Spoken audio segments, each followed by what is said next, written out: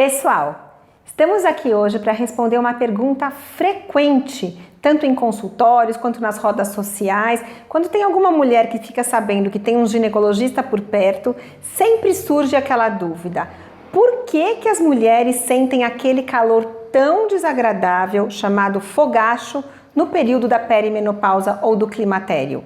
Afinal das contas, da onde vem isso? Eu costumo falar para as pacientes, para as minhas conhecidas, familiares e amigas, que a natureza é muito perfeita. Porém, nesse aspecto, eu concordo com vocês que ela deu uma escorregada.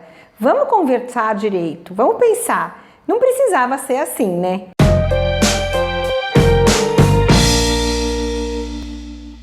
A menopausa, como a gente sabe, é o fim do período reprodutivo da mulher. Consequentemente, a partir daquele momento, você não vai mais ter condições de engravidar e por isso, de fato, cessam as menstruações.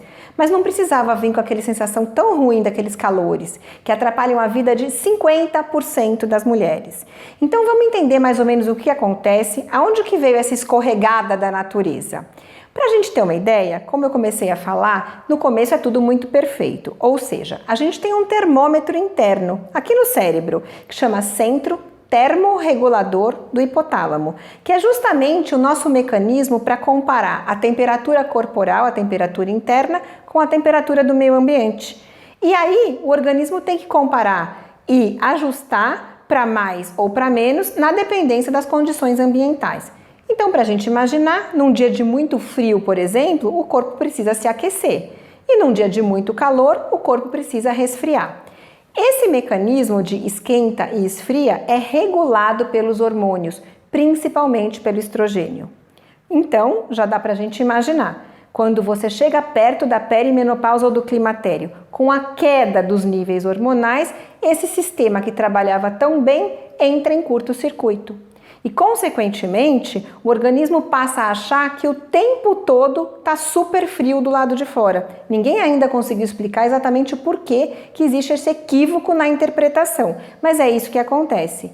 Dessa maneira, se ele entende que está super frio do lado de fora, o que ele faz? Tenta te aquecer, aquecer, aquecer.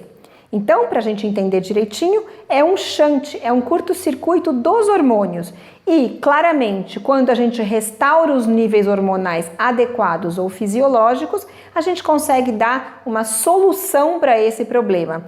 De modo que uma terapia de reposição hormonal bem feita, claramente deve melhorar muito ou acabar com essas ondas de calor chamadas fogachos. Conversem com seu ginecologista ou vamos bater um papo no consultório que vocês vão entender direitinho qual é a saída e a solução para cada uma de vocês que estiver sofrendo com os fogachos do climatério.